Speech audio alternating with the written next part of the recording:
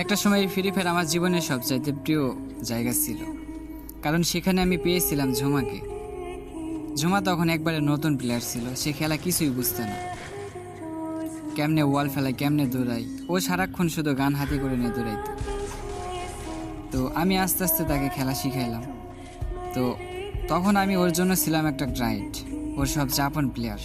আমি আমার সময়, এমনকি আমি আমার আইডিতে টপ আপ না করে ওর আইডিতে আমি টপ আপ করে দিতাম, যেগুলো সুন্দর সুন্দর মেয়েদের ড্রেস কালেকশন, ইমোট বা নতুন কোনো ইভেন্ট, এগুলো আমি সব কিছু কমপ্লিট করে দেওয়া শুরু করলাম।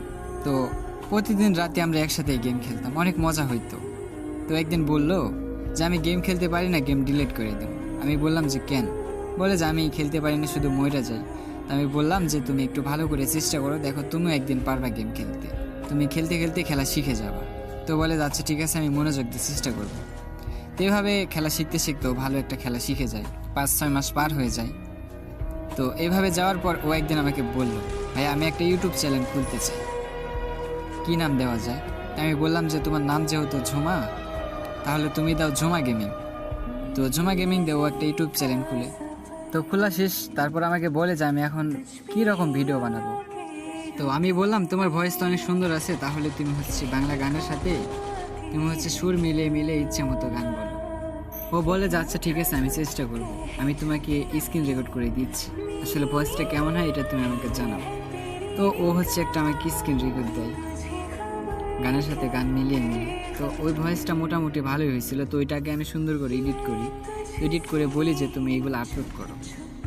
তো আপলোড করে, তো ওই ভিডিওগুলো কিন্তু অনেক পরিমাণ ভাইরাল হয়, মানুষ অনেক লাইক করে। তো এইভাবে ও প্রতিনিয়ত ভিডিও বানাতে থাকে, ভিডিও বানাতে বানাতে ভালো পরিমাণ একটা ফলোয়ার হয়ে যায়। তো এইভাবে খেলতে থাকি। তো ওর যখন ভালো একটা ফলোয়ার হয়ে যায়, তখন দেখলাম যে আমাকে ইগনোর করা শুরু করলো।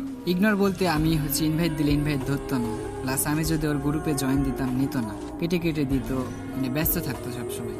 তো আমি কষ্ট পেতাম মনে মনে যে মানুষটাকে আমি এরকমভাবে শিখাইলাম, ওই মানুষটা আমার সাথে এরকম করতেছে, তখন খুব কষ্ট লাগতো। তো পরে দেখলাম যে ও হচ্ছে নতুন নতুন বড় বড় প্লেয়ারদের সাথে মেশা শুরু করলো, বড় বড় স্কোয়াডের সাথে গেম খেলা শুরু করলো। তো একদিন হঠাৎ দেখি ওর গেমের প্রোফাইলে পাশে আমার নামটা আর নেই, সে ডো পার্টনারটা কাইটা দিয়ে হচ্ছে আর একটা ছেলেকে ডো পার্টনার বলে, নাম ছিল তার ব্রোকিং।